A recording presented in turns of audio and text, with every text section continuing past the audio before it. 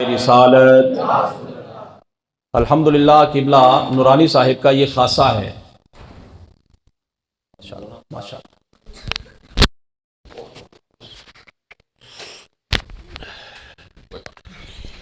تکبیر رسالت تاجدار ختم نبوت تاجدار ختم نبوت تاج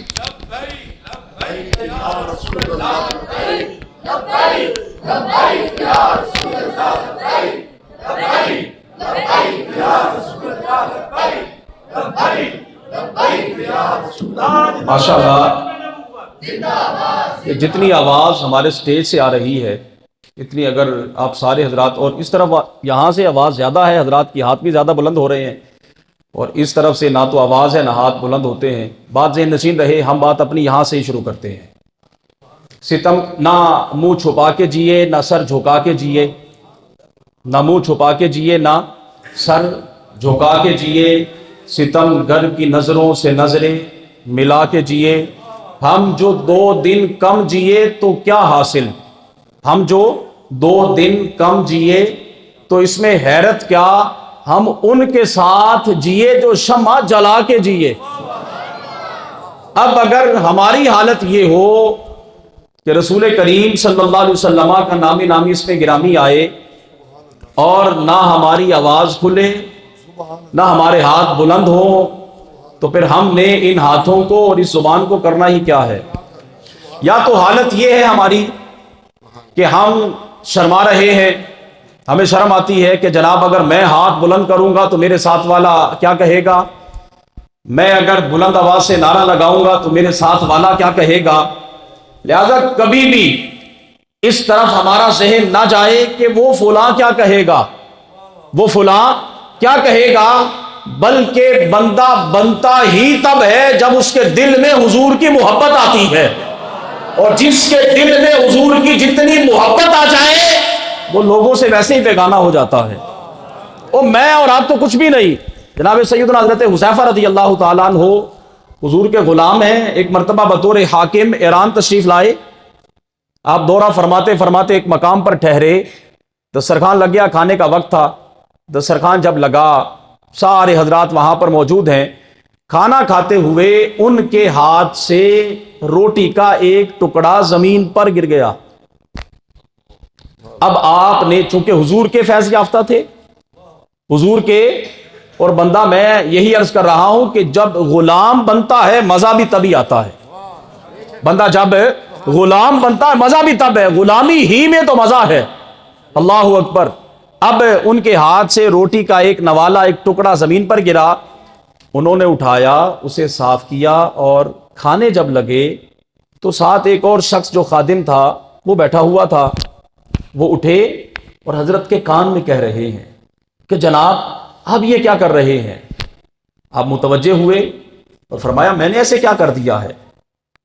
تو وہ خاموشی سے ان کے کان میں کہہ رہے ہیں کہ جناب یہ جو آپ عمل کر رہے ہیں لوگ اس کو اچھا نہیں سمجھتے، لوگ اس کو معیوب سمجھتے ہیں کہ زمین سے گرا ہوا لقمہ اٹھا کے کھانا، اور آپ پھر گورنر ہیں، گورنر اگر ایسا کرے گا تو رعایا پر کوئی اچھا تاثر نہیں جائے گا۔ اب وہ خادم نے کان میں کہا تھا، خادم نے کان میں کہا تھا، آپ لوگوں کی طرف متوجہ ہوئے اور سب کو بلند آواز سے مخاطب کرتے ہوئے فرمایا، وہ ان بے وقوفوں کی وجہ سے اپنے نبی کا طریقہ چھوڑ دوں؟ وہ کوئی دیکھنے والا، اللہ اکبر،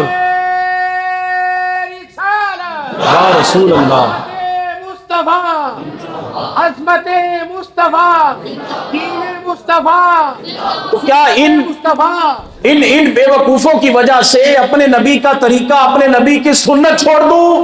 اور جناب آپ کبھی بھی کہیں بھی چلے جائیں، سب سے مقدم ذات تو میرے نبی کی ہے، بولیے سب سے مقدم ذات کس کی ہے؟ میرے نبی کی ہے۔ اور جب کوئی بھی بندہ آپ ہاتھ بلند کرے، لوگ کہیں یہ کیا کرے گا، اور فوراً آپ اس خیال کو ختم کریں اور کہیں یہ کہنے والا کون ہوتا ہے، وہ ہاتھ ملے جو سچے ہیں تو پھر نبی کے نام پر بلند بھی یہی ہونے ہیں. بلند آواز سے بھائی بھائی. اور پھر ہمارے ہاں جب تک بندہ غریب ہوتا ہے نا، غریب ہوتا ہے، اس وقت تک تو جب نبی کا نام آئے جھکتا بھی ہے، ہاتھ بھی چومتا ہے، انگوٹھے بھی چومتا ہے. جب تک غریب ہوتا ہے ذرا تھوڑا، یہ سب لوگ نہیں ایسا، بہت سارے حضور کے غلام ایسے بھی موجود ہیں. اکثریت ایسا ہوتا ہے کہ جو اعلیٰ منصب پر پہنچنے کے باوجود بھی اسی طرح تعظیم کرتے ہیں کہ جس طرح نیچے والے منصب پر کیا کرتے تھے.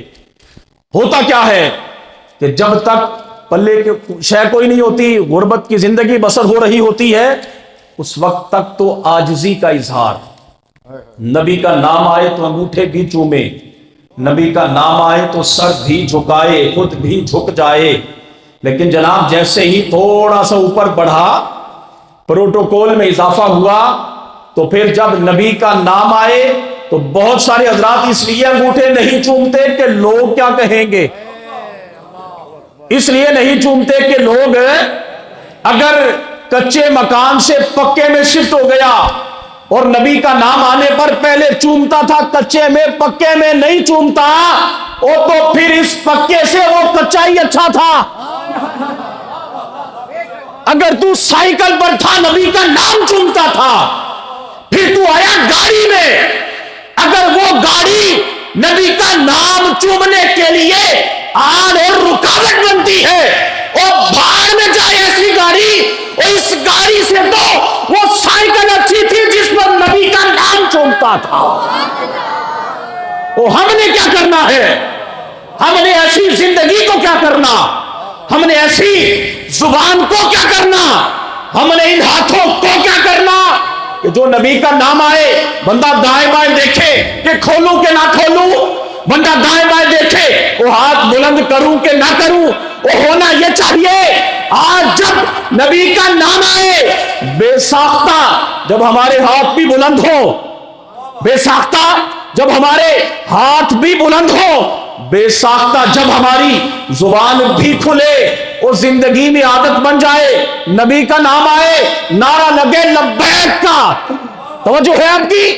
نعرہ لگے لبیک کا نعرہ لگے، وہ ہاتھ بھی بلند ہو، تیرا سینہ بھی کشادہ ہو، اور تیرے مرنے کے بعد جب تو قبر میں پہنچے سامنے رسول کریم کی ذات اقدس ہو. توجہ ہے آپ کی؟ سامنے رسول کریم کی ذات اقدس ہو، میرے کریم کا چہرہ سامنے موجود ہو، اور فرشتے اشارہ کر کے کہیں او ما کنتا تقول فی حقی ھذا الرجل، اور ادھر جو بے دیکھے، توجہ، ادھر دنیا میں جو بے دیکھے نبی کا نام آنے پر وہ ہاتھ بھی بلند کرتا تھا، زبان بھی کھولتا تھا، سینہ بھی کشادہ کرتا تھا. اور یہ کیسے ہو سکتا ہے کہ ادھر اور بن دیکھے مچلے، اور جب قبر میں سامنے رسول اللہ کی ذات ہو،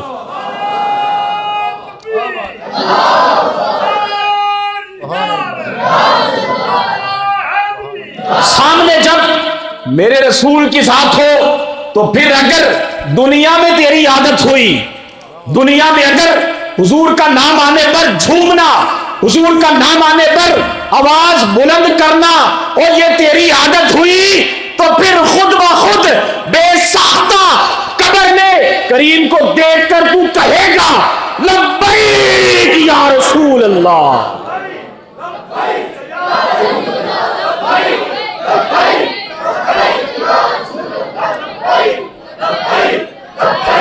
لیکن اس کے لیے شرط یہ ہے، اس کے لیے شرط ہے کہ آج عادت بنائیے، آج نبی سے وفا کیجئے، آج نبی سے محبت کیجئے. تاریخ گواہ ہے اس وقت سے لے کر آج تک جس نے بھی جس بھی انداز میں میرے نبی سے وفا کی، توجہ ہے آپ کی، اس وقت سے لے کر نعرہ تکبیر، نعرہ رسالت، نعرہ رسالت، نعرہ رسالت، اس وقت سے لے کر آج تک جس نے بھی جس بھی انداز میں میرے نبی سے وفا کی، میرے نبی سے وفا کی، ایسا تو ہوا ہی نہیں کہ ادھر امتی یا نبی پکارتا رہے اور ان کو خبر ہی نہ ہو، ایسا نہیں ہوتا۔ فریاد امتی جو کرے حال زار میں، ممکن نہیں کہ خیر البشر کو وہ خبر نہ ہو، ایسا تو ہوتا ہی نہیں ہے کہ آپ ادھر ان کے نام پر گولیاں کھائیں اور ادھر سے وہ کریم نہ نوازے اور نہ میرے نبی کی بارگاہ میں اگر کوئی بیٹھنے والا میرے نبی کا تحفظ کرتا ہے تو بدلے میں میرے کریم اسے بھی نوازتے ہیں، بدلے میں میرے کریم خیبر سے واپسی پر رسول کریم صلی اللہ علیہ وآلہ وسلم سواری پر تشریف فرما تھے۔ حضرت قتادہ رضی اللہ تعالیٰ عنہ کہتے ہیں میں بھی حضور کی سواری کے ساتھ ساتھ آہستہ آہستہ پیدل چل رہا تھا، کچھ سفر طے ہوا، نبی علیہ الصلوۃ والسلام نے اپنا سر مبارک نیچے کی طرف جھکایا۔ حضرت قتادہ رضی اللہ تعالیٰ عنہ کہتے ہیں میں نے حضور کو سہارا دیا بغیر بتائے، سواری بھی چل رہی ہے، حضور کو سہارا بھی دے رہا ہوں۔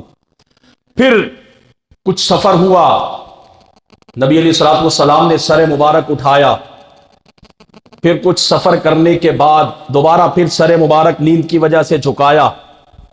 کہتے میں نے پھر وہی عمل کیا، حضور کو بغیر بتائے نبی علیہ الصلوۃ والسلام کو سہارا میں دیتا رہا، پھر کچھ دور چلے نبی علیہ الصلوۃ والسلام نے سر مبارک اٹھا لیا۔ تیسری مرتبہ پھر ایسا ہی ہوا، پہلی دو کی بنسبت سر مبارک زیادہ جھک گیا تو میں نے بغیر بتائے نبی علیہ الصلوۃ والسلام کو سہارا دیا۔ نبی علیہ الصلوۃ والسلام جب بیدار ہوئے تو پوچھا اے میرے ساتھ ساتھ چلنے والے کون ہے تو؟ میرے ساتھ ساتھ چلنے والے، میری حفاظت کرنے والے کون ہے تو؟ عرض کرتے ہیں حضور میں آپ کا غلام خادم آپ کا۔ رسول کریم صلی اللہ علیہ وسلم نے ارشاد فرمایا آج تو نے میری حفاظت کی ہے، اللہ تیری حفاظت فرمائے۔ اللہ بولیے، اللہ تیری حفاظت فرمائے۔ اور جس صحابی نے رسول کریم صلی اللہ علیہ وسلم کو نیند کی حالت میں سہارا دیا، اسے میرے رسول کی یہ دعا کہ اللہ تیری حفاظت فرمائے۔ اور آج 14 صدیاں گزرنے کے بعد اگر حضور کی ختم نبوت پر پہرا دینے کے لیے کوئی بندہ کھڑا ہوتا ہے تو پھر یقیناً میرے نبی کی نگاہ مبارک آج بھی اس پر ہے۔ میرے نبی کی نگاہ مبارک، نعرہ تکبیر، بلند آواز سے نعرہ تکبیر، نعرہ تکبیر، نعرہ رسالت، نعرہ رسالت۔ تو آج بھی میرے نبی کی نگاہ مبارک، بولیے، کامیابی حضور کی غلامی میں ہے، کامیابی حضور کی، جو حضور کا غلام بنا کامیابی اسی نے سمیٹی ہے۔ کامیابی بولیے، جو حضور کا غلام بنا کامیابی، حضور کے کامیاب غلام کس کا تذکرہ کیا جائے؟ جناب سیدنا حضرت امام اعظم ابو حنیفہ رحمت اللہ تعالی علیہ حج کے لیے تشریف لے گئے، حج کے لیے تشریف لے گئے، حج سے فارغ ہوئے، مدینہ طیبہ پہنچے، کل ملا کر 11 دن ٹھہرے مکہ مکرمہ اور مدینہ طیبہ میں، مکہ مکرمہ اور مدینہ طیبہ میں کل ملا کر 11 دن ٹھہرے۔ جب 11واں دن ہوا تو فرمانے لگے آج میں نے یہاں سے جانا ہے۔ لوگ آ گئے، حضور ابھی تو ہم نے آپ سے مسائل پوچھنے ہیں، ابھی تو گفتگو شنید ہی نہیں ہوئی، ابھی تو ٹھیک طرح سے بیٹھک بھی نہیں ہوئی۔ اور پھر جب آپ نے اصرار کیا کہ میں نے جانا ہے تو لوگوں نے پوچھا حضور اتنی جلدی جانے کی وجہ کیا ہے؟ تو فرمانے لگے آج 11 دن گزر گئے، آج 11 دن گزر گئے، نبی علیہ الصلوۃ والسلام کے شہر مبارک کے تقدس کے پیش نظر ابو حنیفہ نے ابھی تک پیشاب ہی نہیں فرمایا۔ اب اس سے بڑھ کر، چونکہ ایک طبیعت ہے، انسانی فطرت ہے، اس سے بڑھ کر نہیں، لہٰذا میں حضور کے شہر مبارک میں قضائے حاجت بھی نہیں کرنا چاہتا۔ اور یہ جنہوں نے حضور کی غلامی میں زندگی گزاری، آپ کے شاگرد رشید حضور سیدنا امام ابو یوسف رحمت اللہ تعالی علیہ فرماتے ہیں، جنہوں نے میرے نبی کے شہر مقدس کا اس انداز میں احترام کیا، جنہوں نے حضور کی غلامی میں زندگی گزاری، اب جب ان کا وقت آخر آیا، میں پہلے کہہ چکا ایسا تو ہوتا ہی نہیں کہ ادھر بندہ حضور سے محبت کے دعوے کرتا رہے اور بدلے میں مالک نہ نوازے، اور نہ امام ابو یوسف فرماتے ہیں کہ میرے استاد گرامی کا جب وقت آخر آیا اور جب ہم غسل دینے لگے تو پھر دیکھا کیا کہ حضور سیدی امام اعظم ابو حنیفہ رحمت اللہ تعالی علیہ کی پیشانی مبارک پر آیا مبارکہ یا ایتھا النفس المطمئنہ یہ لکھی ہوئی تھی۔ پھر جب آپ کا قمیض مبارک بدن مبارک سے ہٹایا گیا، دایاں بازو جب دیکھا گیا تو آپ کے دائیں بازو پر آیا مبارکہ انا لا نضيع اجر من احسن عملا یہ لکھی ہوئی تھی کہ نیکی کرنے والوں کا اجر ہم ضائع نہیں۔ جب بایاں بازو آپ کا کھولا گیا تو آیا مبارکہ انا کذالک نجزی المحسنین لکھا ہوا تھا کہ ہم نیکی کرنے والوں کو ایسا ہی بدلہ دیتے ہیں، ایسا ہی۔ اگر ہم دوبارہ عروج چاہتے ہیں، اگر ہم دوبارہ ترقی چاہتے ہیں تو پھر اس کا ایک ہی حل ہے کہ حضور کی غلامی اختیار کی جائے، حضور کی محبت اپنے سینوں میں بسائی جائے، اور پھر اس کا بہترین حل اگر ہم اجمالی طور پر چاہتے ہیں وہ یہ کہ خلاصہ کلام حضور کے دین کو تخت پر لایا جائے۔ حضور کے دین کو، جب حضور کا دین تخت پر ہوگا تو پھر کسی کو آٹا لینے کے لیے لائن میں نہیں لگنا پڑے گا۔ دین سب سے پہلے روٹی ہی کا مسئلہ حل کرتا ہے۔ جب حضور کا دین تخت پر ہوگا تو پھر یہ ذلت و رسوائی والی زندگی ختم ہو جائے گی۔ جب حضور کا دین تخت پر ہوگا تو پھر کمزور نہیں رہے گا، وہ بھی طاقتور بنے گا، پھر ظلم نہیں ہوگا، پھر انصاف ہوگا، اور جب انصاف ہوتا ہے تو پھر یقیناً اس انصاف کے ثمرات رعایا تک بھی تو پہنچتے ہیں۔ آج لوگ پریشان اس لیے ہیں اور یہ سوچ کر مزید پریشان ہو جاتے ہیں کہ اسلام آ گیا تو پتہ نہیں بنے گا کیا ہمارا۔ وہ جناب بننا کیا ہے؟ اپنے پڑوسی ملک افغانستان کے اندر تو دیکھیے، ابھی چند دن ہی تو ہوئے، 2 دن پہلے کا ایک واقعہ کہ کسی درندے نے ایک معصوم بچی کے ساتھ ریپ کیا، بعد میں اس کو پھینک دیا گیا۔ اللہ اکبر، وہ بچ گئی، زندگی تھی اس کی، کوئی دن نہیں گزرے، ہفتے مہینے نہیں گزرے، چند گھنٹوں میں ملزم پکڑے گئے۔ یہ دور نہیں، یہ جن کو آپ پتہ نہیں کیا کہا کرتے تھے، کوئی دن نہیں گزرے، پھر کیا ہوا؟ حاکم وقت نے اپنے پاس اس چھوٹی بچی کو بٹھایا۔ اخبارات اٹھا کے دیکھیے آپ، چھوٹی بچی کو اپنے پاس بٹھایا۔ ایسا نہیں ہے کہ ایک غریب آدمی حاکم وقت سے کوسوں دور ہو، نہ اپنے پاس بٹھایا۔ جتنے مجرم تھے سب کو سامنے لایا گیا، بچی سے پوچھا گیا یہی تھے مجرم؟ اس نے پہچانے، ہاں یہی تھے۔ بس پھر کیا تھا؟ آنے واحد میں فیصلہ، آنے واحد میں۔ اگر ایک شخص پورے فیصلہ آباد کے اندر چوری کرے اور اس کی چوری ثابت ہو جائے تو قرآن کا جو فیصلہ ہے ہاتھ کاٹ دیے جائیں۔ ایک چوراہے کے اندر اگر اس کے ہاتھ کاٹ دیے جائیں تو مجال ہے دوبارہ پورے فیصل آباد کے اندر چوری ہو جائے، سوال ہی پیدا نہیں ہوتا۔ اسلام امن کا درس دیتا ہے لیکن انسان بے حیائی اور بے غیرتی کا درس نہیں دیتا۔ ہمارے ذہنوں کے اندر جو بات ڈال دی گئی کہ اسلام امن کا درس دیتا ہے، امن یہ نہیں کہ انٹرنیشنل سطح پر میرے نبی کی بے ادبی اور گستاخی ہوتی رہے اور آپ اپنے حجروں کے اندر جناب تشریف فرما رہے، یہ امن نہیں، یہ تو بے حیائی اور بے غیرتی ہے۔ اسلام اس چیز کا درس ہے، اسلام امن کا بھی درس دیتا ہے، اور سب سے بڑھ کر یہ کہ اسلام غیرت کا بھی درس دیتا ہے۔ غیرت مند مومن بنیے، منافق نہ بنیے کہ ہمارے اندر من حیث القوم منافقت پائی جا رہی ہے کہ انفرادی طور پر اگر آپ سے پوچھا جائے جناب آپ ملک میں نظام مصطفیٰ چاہتے ہیں، ہر بندہ کہے گا جی میں بھی چاہتا ہوں، میں بھی چاہتا ہوں، لیکن جب نظام مصطفیٰ نافذ کرنے کی باری آتی ہے تو پھر ہم کیوں کوئی کرسی پہ بک گیا، کوئی ٹی وی پہ بک گیا، کوئی ٹیبل پہ بک گیا، کوئی بریانی کی پلیٹ پر بک گیا، نہ یہ تو حضور کے غلاموں کی شان نہیں ہے۔ بولیے یہ حضور کے یہ جی توجہ، یہ حضور کے غلاموں کی شان ہے، یہ حضور کے غلاموں کی شان نہیں ہے۔ اللہ تعالی ہم سب کی حاضری قبول فرمائے، وآخر دعوانا الحمدللہ۔